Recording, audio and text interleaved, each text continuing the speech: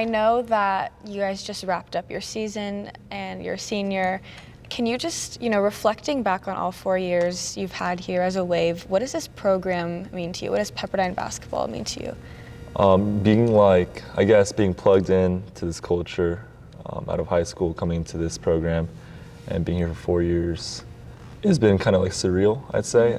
Just being around like so many different guys, so many different, players from different backgrounds, different, cultures. It was like really cool to see how we all could come together and like produce on the court, right? On the court and off the court as well. And just kind of seeing the chemistry and seeing how we all fit, even though we, play differently, even though we, have like different backgrounds, different, lives outside of basketball. And I think being a part of this culture was like, it was really refreshing for me, like coming into college, not knowing my own identity and just being plugged into this, like family-like culture, like this brotherhood.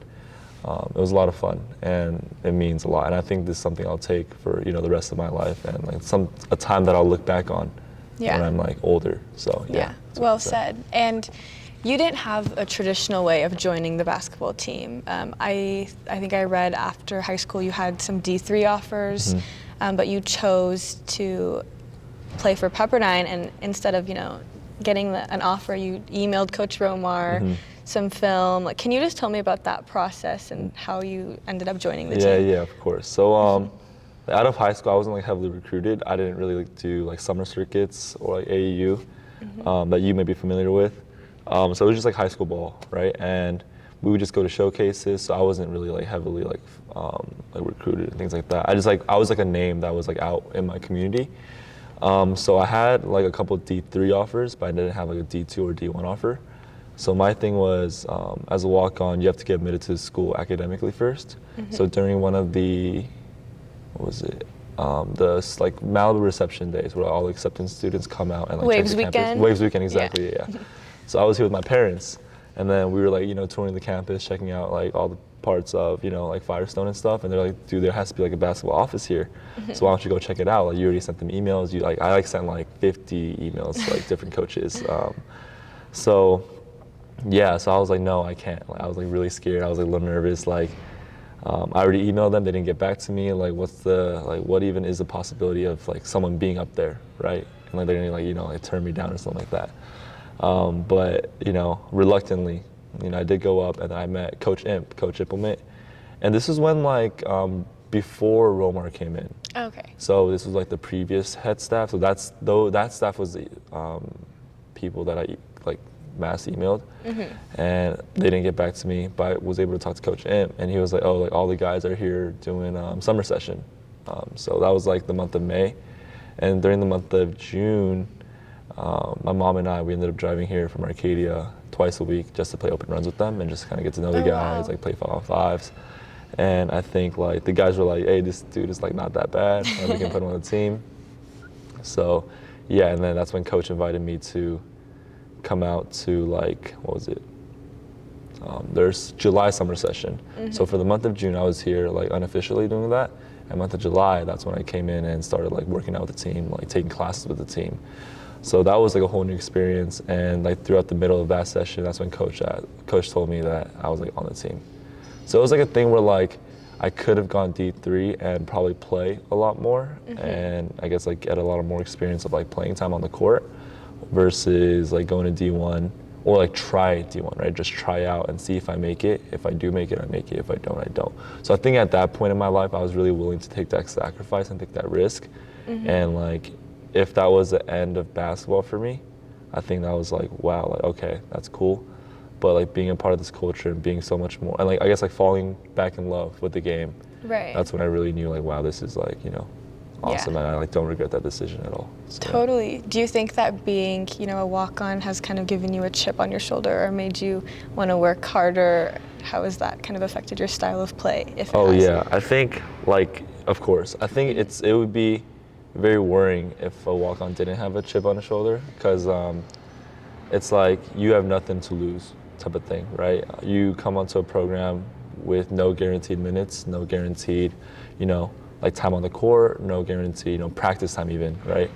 But just going out and coming out here every day, trying to prove that I actually do belong on the team, that I can compete with other scholarship dudes, that I can like perform better than scholarship dudes.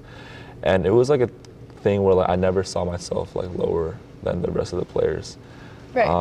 And it was like easy because they were also really welcoming to me, and that's what I'm like really grateful for the team, for the coaches, that they didn't like really like outcast me at all just because I was a walk-on, right? So yeah, I think just knowing that like even though I am a walk-on, even though like on paper I'm a little different than everyone else, that like on the court, you know, everywhere else that I'm the same. So yeah. Yes. And you mentioned a little bit about culture on your team. I want to talk more about your identity as an Asian American man, as a Korean American man.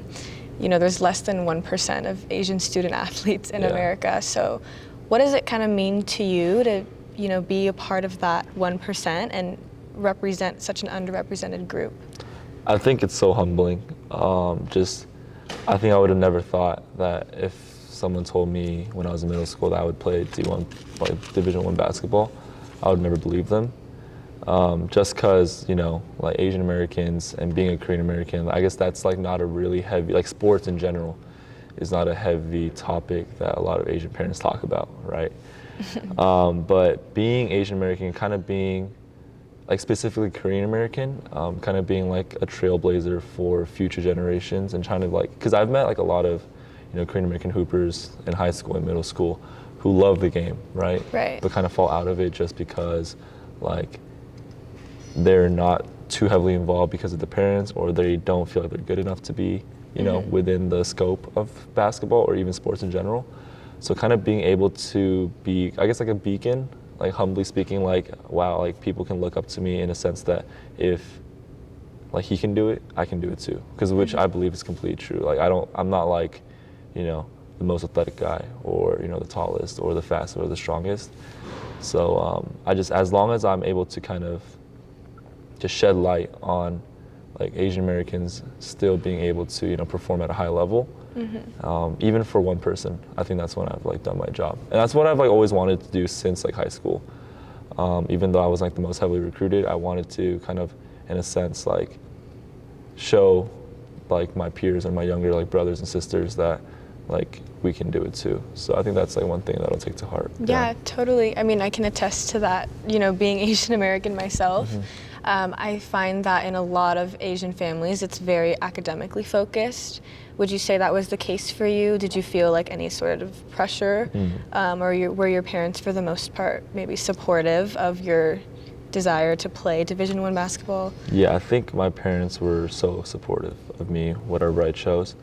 I think they left it up to me to decide about my future. Yes. And which I'm so grateful for. They never really like pushed down a specific field down my throat where like you have to do this, you have to be a doctor, you have to be a lawyer.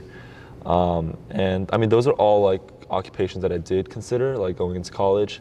Like I was weighing all my options, but what I'm grateful for is even though like in my like 4 years I wasn't doing too much on the court or like for Pepperdine basketball, they were still there like supporting me, which was really heartwarming and really, I guess, like beautiful to kind of experience that, like no matter what I do and no matter how I do, like they'll always be there supporting me. So I'm really grateful for that. Yeah. And I know being a student athlete in general is not easy.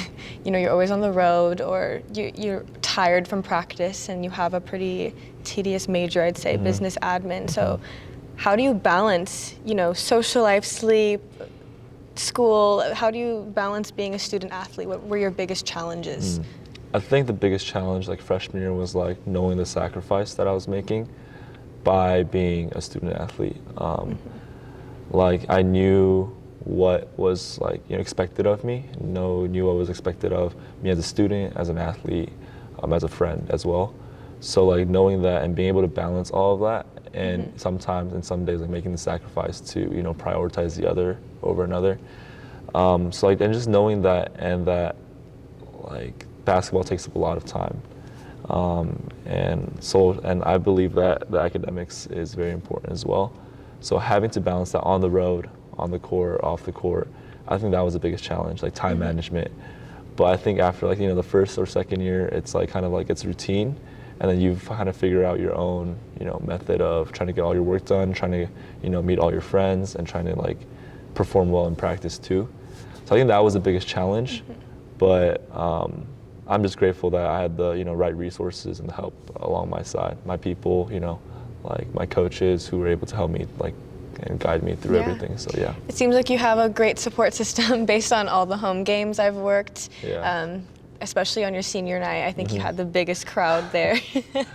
So how have your friends kind of, impacted your experience here at Pepperdine, both just as a person or a basketball player? Yeah, no, I love them so much. It's like, I think to them, I'm just like so like awestruck by how much like they support me and how much they believe in me.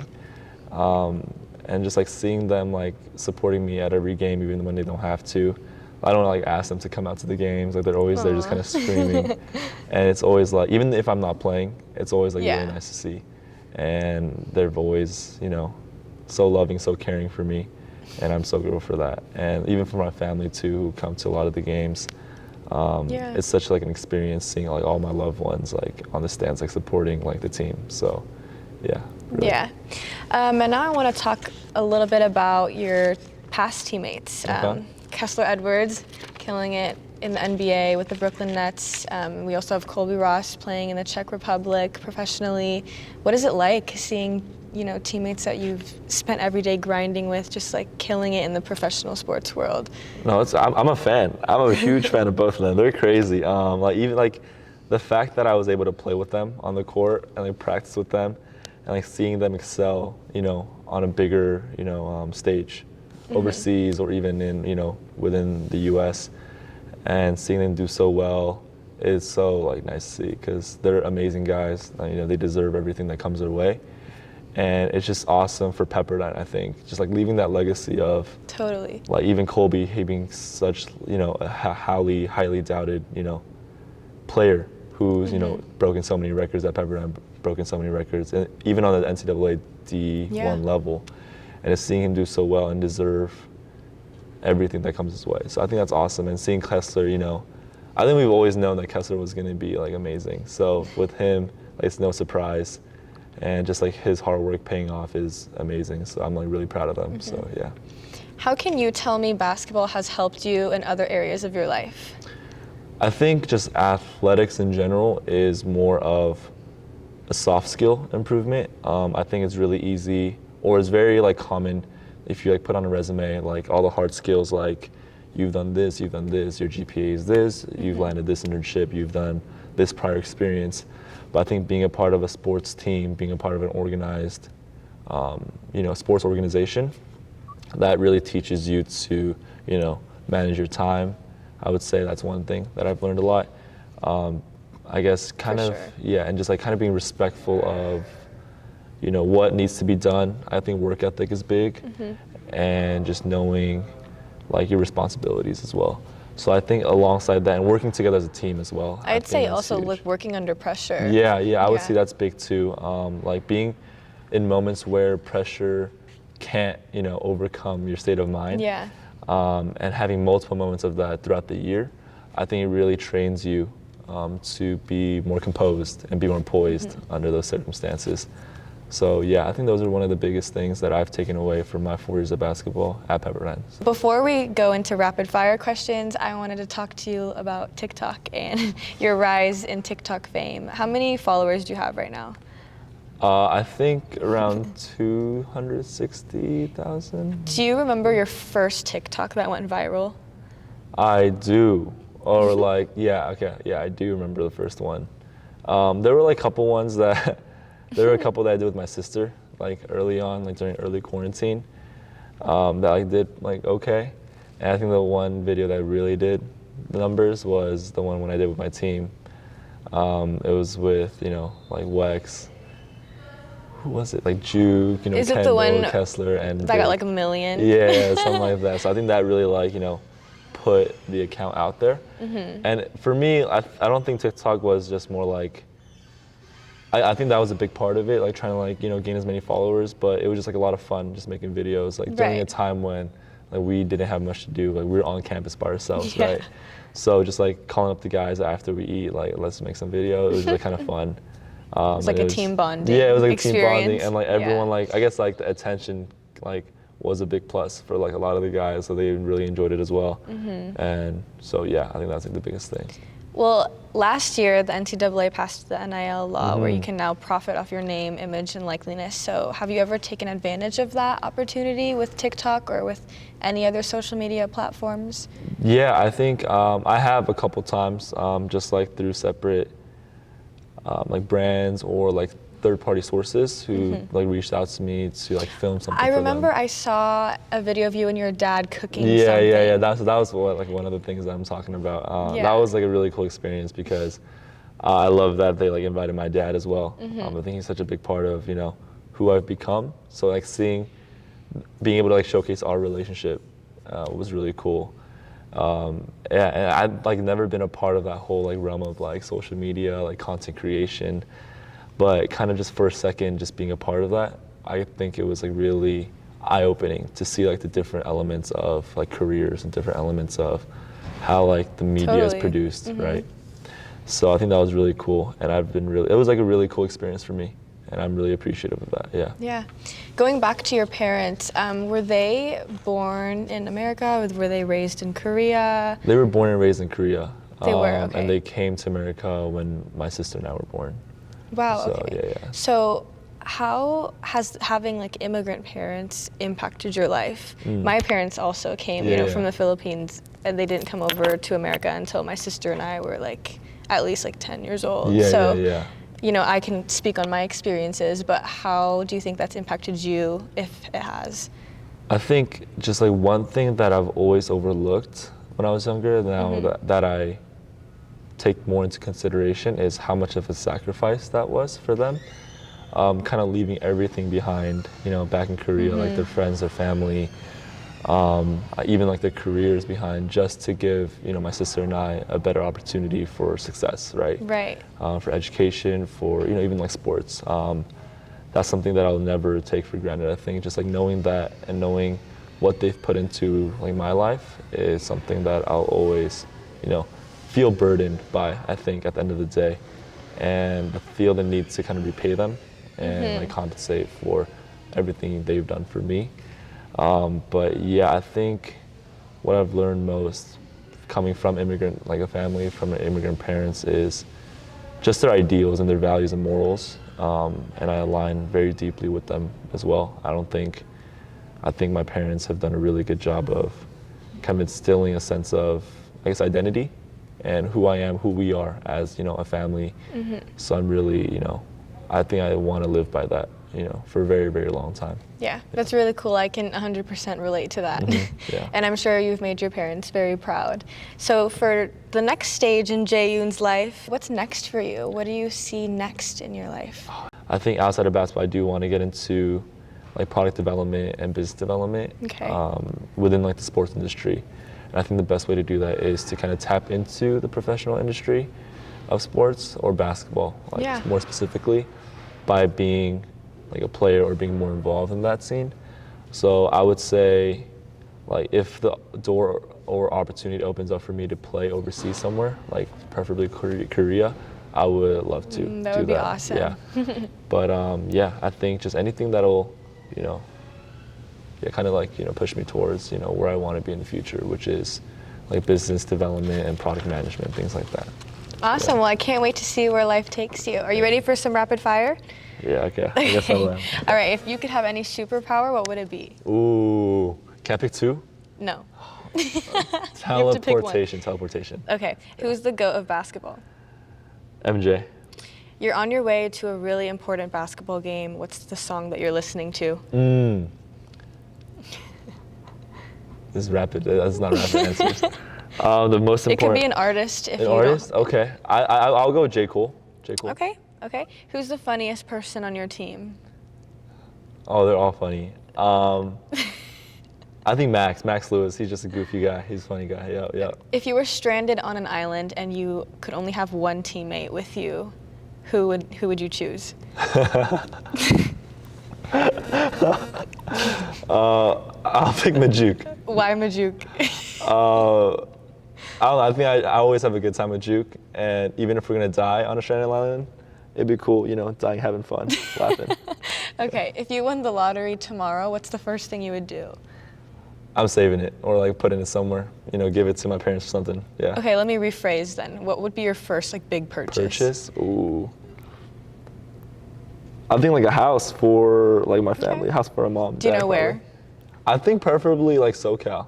Like Southern So you'd stay California. here? I would love to. Okay. Beautiful, beautiful. All right, sunrise or sunset? Sunset. TikTok or Instagram? Instagram.